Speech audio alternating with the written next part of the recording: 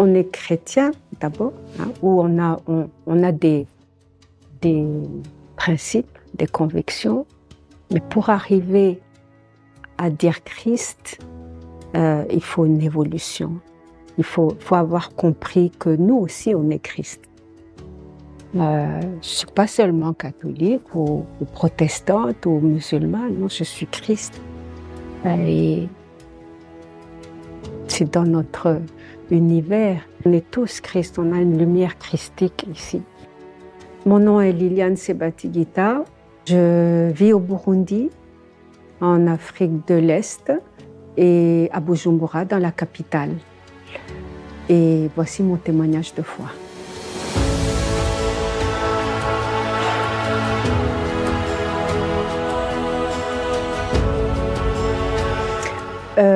Je viens d'un pays où il y a quand même une histoire du christianisme, hein, avec les prêtres missionnaires des premières années avant les indépendances.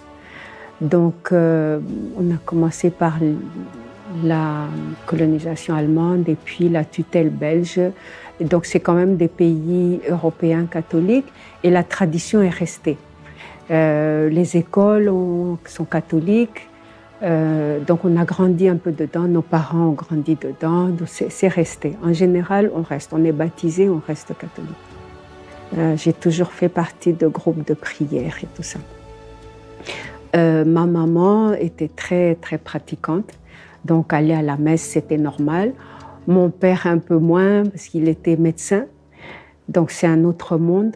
Mais quand même, il avait ce sentiment que la vie vient de Dieu.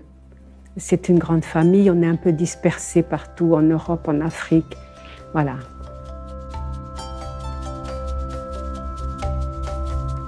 Et je me sentais seule, hein, pour prier. Donc j'ai commencé à regarder sur Internet quel groupe, où est-ce que je peux trouver un groupe avec qui prier. Bon, je suis tombée sur l'œuvre, où il y avait beaucoup de prières. Ça m'a intéressée, je sais plus dans toutes les langues, donc ça m'intéressait encore plus. J'ai dit, je vais pratiquer mon espagnol. J'ai commencé comme ça. Et puis, j'ai continué jusqu'à ce que je voie des apparitions. Comme j'étais déjà très mariale, je me suis dit, c'est ça qu'il me faut. J'ai besoin d'un renouveau spirituel un peu. Bon, je suis restée avec l'œuvre comme ça. Ça, c'était en 2014. Et puis, vers 2015 et tout ça, j'entendais beaucoup les prières et j'ai cherché les emails du groupe parce que je voulais participer aussi aux OPN, PPN, comme on les appelle. J'ai dit, comment je vais faire? J'ai cherché, je suis tombée sur la fraternité humanitaire.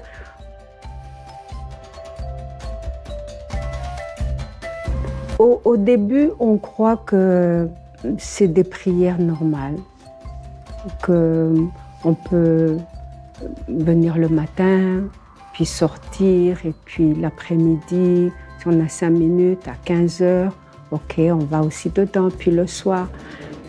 Mais peut-être que justement, l'idée c'est que la prière développe aussi vos sentiments, développe aussi cet enseignement-là, que c'est pas prier, prendre le chapelet, prier, non. C'est pourquoi je prie, à quoi je sers et à quoi sert ma prière pour les autres. Donc on finit par se rendre compte que nous, on compte pas. Même si tu prends ton rosaire, on compte pas, mais tu offres ça pour le travail là-haut, ou pour le travail dans le quartier, ou voilà. Ça nous appartient plus, c'est ça toute la différence en fait. Et donc, on a fini par comprendre que ça participait au plan de Dieu. C'est du pain, c'est de la nourriture. Si on n'a pas ça, on a faim, on se demande qu'est-ce qui se passe. Il y a un manque. Donc c'est vraiment au-delà de la prière, au-delà du chapelet, au-delà de la messe. parce que je vais à la messe chaque matin à 6 heures chez nous. Et si on n'a pas ça, on se dit, mais comment je peux commencer la journée? Il me manque quelque chose. Donc c'est un vrai manque. La prière, c'est du pain. C'est du pain.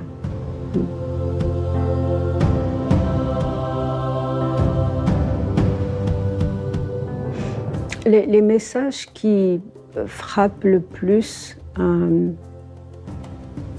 c'est toujours là où ils questionnent notre rôle, où ils questionnent notre engagement. Et c'est terrible parce qu'on referme après la session, la prière et tout. On se dit, mais il n'est pas content, comment je fais? Qu'est-ce que je fais? Quand je suis rentrée au Burundi, je dis, comment je peux aider? Et je connaissais les sœurs de la charité de Mère Teresa de Calcutta. Je savais depuis longtemps qu'elle travaille là-bas. Et donc, j'ai été les voir. J'ai eu une conversation avec elle. Je dis, comment je peux aider? Et tout de suite, elle m'a mis dans le groupe des laïcs missionnaires de la charité.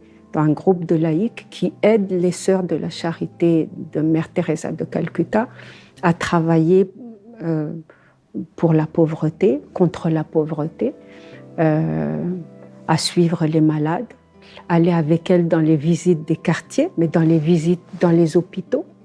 Donc j'ai commencé dans les hôpitaux avec elles. Encore une fois, on est dans le monde et les gens, je pense, comprennent que le retour, il va arriver, toc toc, je suis là, est-ce que vous m'avez vu, je suis là. Mais ce que je pense les gens n'arrivent pas à expliquer, c'est que c'est d'abord à l'intérieur de toi qu'il est là, il est déjà là. Il est déjà là, il faut seulement que ça soit révélé à toi-même pour devenir une nouvelle personne.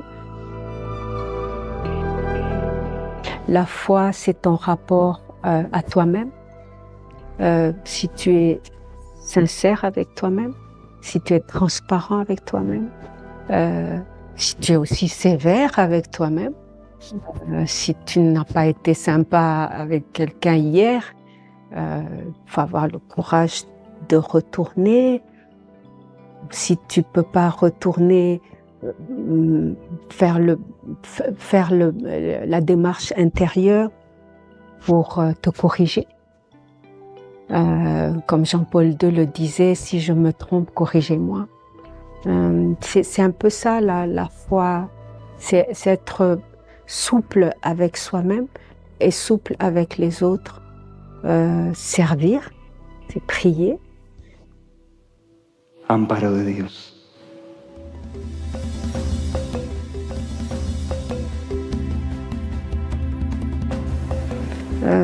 La prière, ça peut être n'importe qui, de la façon qu'il veut.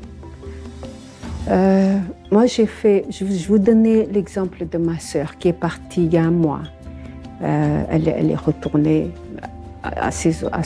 au Père il y a un mois. Elle ne croyait pas dans le sens de faire le rosaire, d'aller à la messe, de faire la communion. Elle me dit, Liliane, toi, vas-y. Moi, je sais comment je peux parler à Marie et à Jésus. Avant de partir, 3 mois avant, elle a aidé un foyer de charité. Donc, son message, c'était méfiez-vous des apparences, parce que vous ne savez pas qui a Dieu, qui a Marie, qui a Jésus. On peut pas c'est invisible. Et c'est un peu ça le message que je vous donne aujourd'hui. C'est invisible, c'est à l'intérieur.